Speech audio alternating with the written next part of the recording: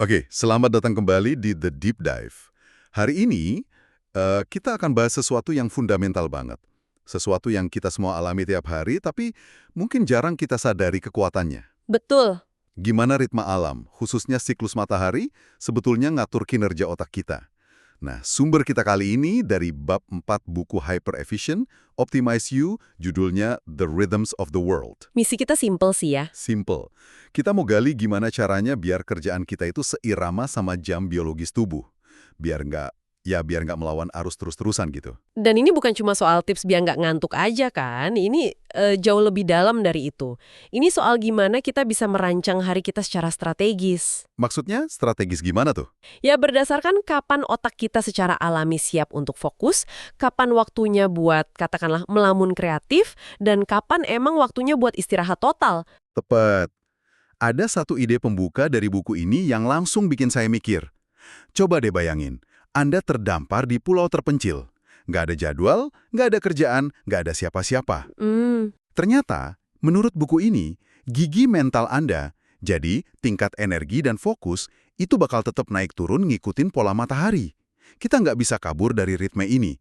Jadi, ayo kita bongkar. Ritme apa aja sih yang ngendalian kita? Oke, jadi pada dasarnya sumber kita ini memetakan ada dua bioritme utama. Dua-duanya dipicu oleh siklus matahari terbit dan terbenam. Yang pertama, yang paling jelas itu ritme 24 jam. Yang biasa kita tahu itu ya? Betul. Ini erat kaitannya sama kadar zat kimia di otak, namanya norepinefrin. Penulisnya menyebut sistem yang ngatur ini sebagai jaringan titik biru atau blue dot network. Jaringan titik biru, kedengarannya kayak istilah di film sci-fi ya. Tapi intinya apa itu? Anggap aja itu kayak sistem starter di otak kita. Jaringan inilah yang bikin kita waspada, siap beraksi. Nah, ada penelitian lama tahun 76 pada monyet yang dikutip di buku. Oke. Penelitian itu menunjukkan kalau kadar norepinefrin ini secara alami melonjak di pagi hari. Terus pelan-pelan menurun pas malam tiba. Jadi ini siklus dasar kita buat bangun dan waspada. Tapi Ada tapinya? ada tapinya. Di dalam siklus besar ini ada satu lagi siklus yang lebih kecil dan lebih licik. Oh ya. Apa itu? Ada ritme 12 jam yang jalan barengan. Nah, ritme inilah yang sebetulnya bikin kita pengen tidur setiap 12 jam. Setiap 12 jam? Iya, dorongan di tengah malam kan jelas lebih kuat ya, bikin kita tidur berjam-jam. Tapi dorongan yang muncul di tengah hari, sekitar 12 jam setelah tengah malam, itulah biang keladi dari fenomena yang kita semua kenal banget. Penurunan energi setelah makan siang. Tepat, post-lunch dip. Jam 2 siang. Saya selalu kena itu. Kirain murni karena kekenyangan makan nasi Padang. Rasanya kayak energi tiba-tiba disedot habis. Ternyata bukan cuma soal makanan ya. Ternyata bukan. Sama sekali bukan. Dan disinilah wawasan kuncinya. Buku ini menekankan kalau penurunan energi ini tetap terjadi meskipun Anda nggak makan siang. Serius? Serius. Ini bukan soal pencernaan. Ini murni biologi. Tubuh kita emang dirancang untuk masuk ke gigi 1, mode hemat energi, di waktu itu. Nah, alih-alih dilawan pakai kopi, sumber ini justru nyaranin, Apa? manfaatin aja. Ambil waktu buat tidur siang. Tidur siang? Wah, di dunia kerja modern, itu masih sering dianggap tanda kemalasan loh. Tapi di sini disebut alat strategis. Emang dampaknya segede apa? Signifikan. Buku ini bilang tidur siang singkat yang efektif itu bisa ningkatin kinerja mental sampai 2 jam sesudahnya. 2 jam? Wow. Tapi kuncinya ada di waktu dan cara. Waktu terbaik itu sesaat setelah tengah hari. Dan yang lebih menarik lagi, ada trik proaktifnya. Gimana tuh? Tidur siang sebelum rasa kantuk itu datang. Katanya ini bisa mencegah penurunan energi itu sama sekali. Jadi Anda nggak perlu memulihkan energi karena energinya nggak pernah benar-benar anjlok. Itu pendekatan yang menarik banget. Jadi bukan nunggu sampai lemas, tapi diantisipasi. Tapi pasti ada aturannya dong. Kan saya pernah tidur siang kebablasan, bangun-bangun malah pusing, malamnya susah tidur. Tepat sekali. Itu peringatan utamanya. Jangan tidur siang kelamaan. Rasa lelah yang numpuk seharian itu atau tekanan tidur kan salah satu pendorong utama kita biar bisa tidur nyenyak malamnya. Tidur siang yang kepanjangan itu kayak nyuri tekanan tidur itu. Oh gitu. Tapi kalaupun kebablasan, ada tips unik dari buku ini. Apa tuh? Coba belajar sesuatu yang baru sebelum tidur malam. Katanya, aktivitas mental ini bisa bantu otak Anda lelah dengan cara yang benar, jadi lebih gampang tidur. Oke. Jadi kita punya ritme 24 jam dan 12 jam ini. Kalau kita tarik ke kehidupan sehari-hari nih, gimana kita nerjemahinnya jadi jadwal kerja yang lebih masuk akal? Biar nggak nabrak tembok terus jam 2 siang. Kalau kita visualisasikan ya, lintasan gigi mental kita seharian itu mirip banget sama lengkungan matahari. Kita bangun masih di gigi 1 kan, agak lambat. Ya, masih ngumpulin nyawa. Betul. Terus, seiring pagi berjalan, kita naik ke gigi 2. Disinilah fokus dan kewaspadaan lagi puncak-puncaknya.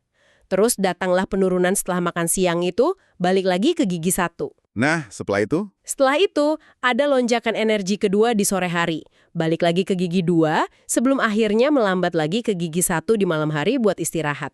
Jadi ada pasang surut yang sangat bisa diprediksi ya. Kalau gitu, harusnya kita bisa dong ngejadwalin kerjaan berdasarkan ini. Kapan waktu terbaik buat ngerjain laporan yang butuh konsentrasi penuh, misalnya? Betul, dan buku ini sangat spesifik soal ini.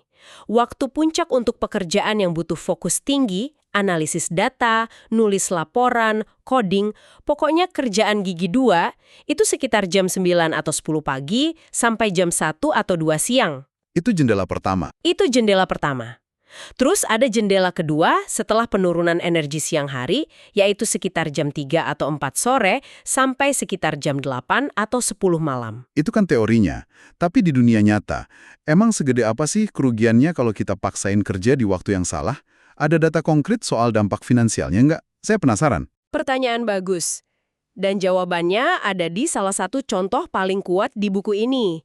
Sebuah studi tentang persetujuan pinjaman di bank. Peneliti ini menganalisis lebih dari 25.000 aplikasi pinjaman. Banyak juga ya.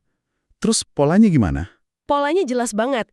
Pinjaman itu jauh lebih mungkin disetujui sebelum jam 11 pagi dan di sore hari, tepat di dalam jendela gigi 2 tadi.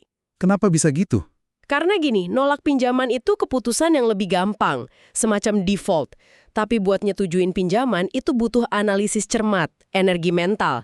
Nah, saat para bankir lagi di puncak energi mental mereka lebih sanggup ngerjain itu. Pas lelah, mereka cenderung milih jalan yang gampang, tolak.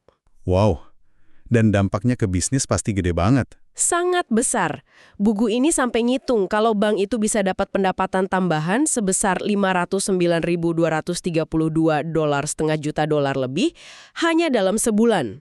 Cuma karena ngatur jadwal. Gila juga. Iya. Angka itu nunjukin betapa mahalnya harga yang harus kita bayar pas kita abai sama bioritma alami kita. Oke, itu buat pekerjaan fokus. Tapi gimana sama pekerjaan kreatif? Kapan waktu terbaik buat brainstorming, nyari ide gila, atau lihat masalah dari sudut pandang baru? Nah, ini bagian favorit saya, karena jawabannya sedikit berlawanan sama intuisi. Oh ya? Waktu terbaik buat kreativitas itu justru bukan pas kita lagi di puncak fokus. Menurut buku ini, waktu emas buat kreativitas itu ada di masa transisi yang disebutnya gigi 2 energi rendah. Tunggu. Jadi buat jadi kreatif, justru jangan pas lagi fokus-fokusnya gitu. Aneh kedengarannya. Bukannya ide bagus itu butuh konsentrasi. Betul, tapi jenis konsentrasi yang beda.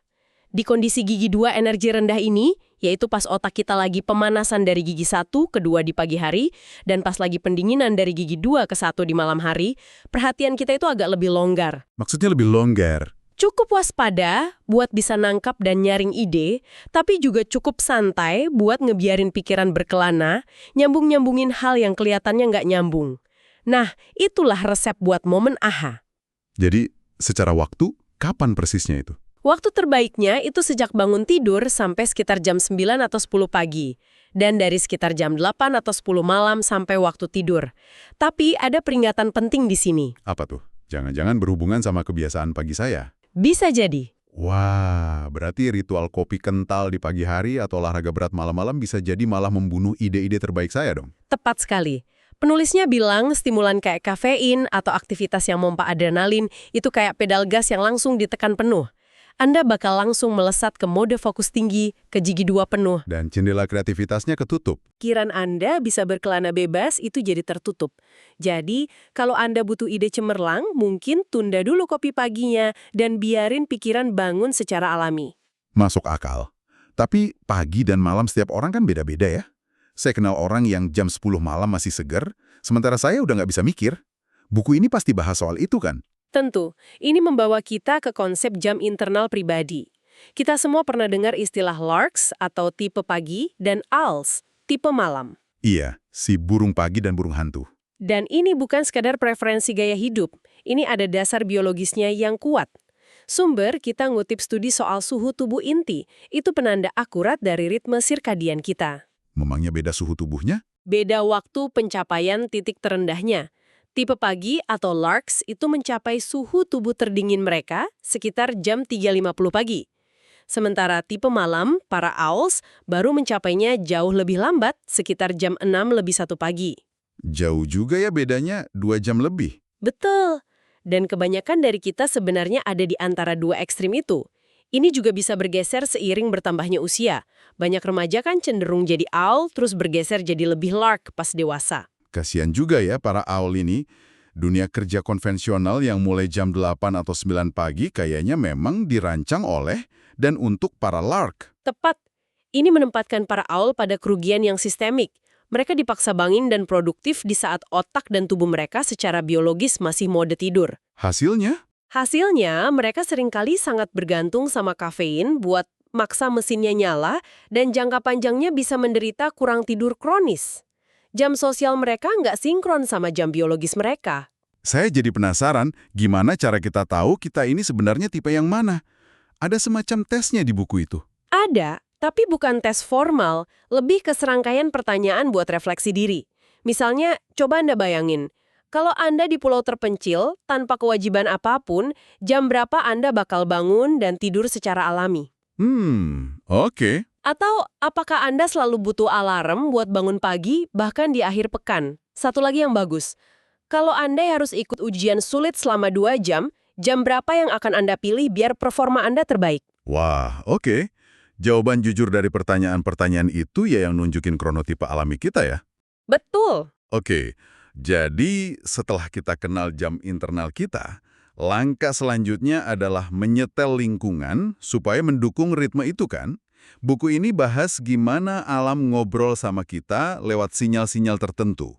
Dimulai dari yang paling jelas, cahaya. Cahaya itu sinyal eksternal paling kuat buat jam tubuh kita. Untuk ngejelasinnya, penulisnya pakai anekdot yang indah banget. Pengalamannya ngelihat matahari terbit di Candi Bayon, Kamboja. Oke. Poinnya adalah, alam itu nggak nyalain lampu begitu aja kan? Cahaya berubah secara bertahap. Dari cahaya kemerahan yang lembut, jadi oranye hangat, baru kemudian jadi cahaya putih kebiruan yang terang di siang hari. Dan gradasi warna itu ternyata punya fungsi biologis ya? Betul sekali. Ada sains di baliknya. Cahaya dengan spektrum biru, kayak yang dipancarin layar gawai kita, itu terbukti ningkatin kewaspadaan. Dia menekan produksi melatonin, hormon tidur. Sebaliknya? Sebaliknya, cahaya yang lebih hangat, kemerahan atau oranye, justru mendorong ketenangan. Makanya, bangun dengan cahaya matahari terbit yang kemerahan, itu kayak ngebiarin otak kita pemanasan pelan-pelan. Beralih dari gigi 1 ke gigi 2 dengan mulus. Pantesan ya kalau kita lihat layar HP malam-malam jadi susah tidur. Ternyata otaknya dibangunkan paksa sama cahaya biru itu ya. Persis. Selain cahaya, apa sinyal kedua dari alam? Sinyal kedua adalah suara. Kekuatan suara dalam membentuk kondisi mental kita itu sering kita remehkan. Buku ini menceritakannya lewat anekdot soal pemain piano di stasiun kereta St. Pancras di London. Gimana ceritanya? Di tengah stasiun yang dingin dan sepi malam-malam, alunan musik dari piano publik tiba-tiba menciptakan sebuah ruangan tanpa dinding, mengubah suasana dan kondisi mental semua orang di sekitarnya seketika. Jadi prinsipnya suara bisa naikin atau nurunin gigi mental kita. Mirip kayak acara pagi di TV yang musik dan suara presenternya cepat dan nadanya tinggi buat bangunin kita. Persis seperti itu. Prinsipnya sederhana. Suara dengan frekuensi, tempo, dan volume tinggi bakal naikin gigi mental Anda. Sebaliknya, suara yang lebih rendah, lebih lambat, lebih lembut bakal nurunin. Dan ini bisa kita pakai secara strategis ya. Betul. Kalau lagi bosen di gigi 1, musik elektronik yang cepat mungkin bisa bantu Anda naik ke gigi 2. Tapi hati-hati, kalau Anda udah fokus di gigi 2, musik yang terlalu kencang malah bisa dorong Anda ke gigi 3, yaitu kondisi cemas dan terdistraksi. Saya sering dengerin musik pas kerja, tapi kadang malah jadi buyar. Apakah ada aturan soal musik dengan lirik? Nah, itu poin penting. Untuk kerjaan yang butuh fokus verbal atau pemahaman mendalam, musik dengan lirik itu gangguan besar. Kenapa begitu? Lirik itu kan pada dasarnya aliran informasi lain yang bersaing buat dapat perhatian dari prosesor bahasa di otak Anda. Perhatian Anda jadi kepecah. Buat fokus mendalam, musik instrumental, ambient, atau bahkan hening total itu jauh lebih efektif. Buku ini juga bahas white noise. Saya kira itu cuma buat bayi biar bisa tidur. Ternyata ada gunanya buat kerja. Sangat berguna. Dan yang menarik, efek white noise ini bisa dua arah. Di lingkungan yang bising kayak kantor berkonsep terbuka, white noise bisa jadi selimut suara, nutupin obrolan atau dering telepon yang ganggu. Oke, jadi membantu fokus. Betul. Sebaliknya, di lingkungan yang terlalu sepi, di mana Anda mungkin mulai ngantuk, white noise justru ngasih tingkat stimulasi latar yang pas buat jaga Anda tetap waspada di gigi 2, alat yang sangat serbaguna. Oke, jadi setelah kita bahas semuanya, gambaran besarnya jadi jelas banget ya. Daripada kita maksain otak kita kerja dengan jadwal pabrik yang kaku, seolah-olah kita ini mesin, Di jalur perakitan, iya, di jalur perakitan, kita bisa jadi jauh lebih efektif. Kuncinya adalah nyelaraskan jenis pekerjaan kita dengan ritme pasang surut energi alami, ngenalin kronotipe pribadi, dan pakai isyarat sederhana dari lingkungan kayak cahaya dan suara buat mendukungnya. tepat. Dan kalau kita lihat dari sudut pandang yang lebih luas, ini bukan sekedar kumpulan trik produktivitas. Ini pergeseran filosofi kerja. Filosofi kerja. Iya, ini tentang bekerja selaras dengan biologi kita, bukan melawannya. Ketika kita berhenti berjuang melawan arus alami energi kita nggak cuma kerja lebih cerdas, tapi kita juga merasa lebih baik secara keseluruhan. Ini pendekatan kerja yang lebih manusiawi. Sebuah pendekatan yang lebih holistik. Dan seperti biasa, kami ingin meninggalkan Anda dengan satu pemikiran terakhir untuk direnungkan sendiri. Sumber kita hari ini kan sangat fokus pada ritme harian yang didikte matahari. Tapi coba kita perbesar skalanya. Gimana dengan ritme yang lebih besar, yaitu ritme musiman? Musim hujan, musim kemarau gitu ya? Bisa jadi. Atau di negara lain, saat siang hari jadi lebih pendek dan malam lebih panjang. Atau sebaliknya. Coba renungkan gimana perubahan itu mungkin secara halus membentuk tingkat energi dan fokus Anda. Maksudnya, apakah kita bisa menyesuaikan jenis pekerjaan kita dengan musim? Mungkin saja. Bisakah Anda misalnya ngejadwalin lebih banyak proyek yang butuh perenungan mendalam di musim yang lebih gelap dan nyimpen proyek yang butuh energi eksekusi tinggi buat musim yang lebih cerah? Menarik. Ini cuma sebuah pertanyaan. Bisakah kita belajar mengalir bersama ritme musiman yang lebih besar itu, alih-alih terus-menerus melawannya? Sesuatu untuk Anda pikirkan.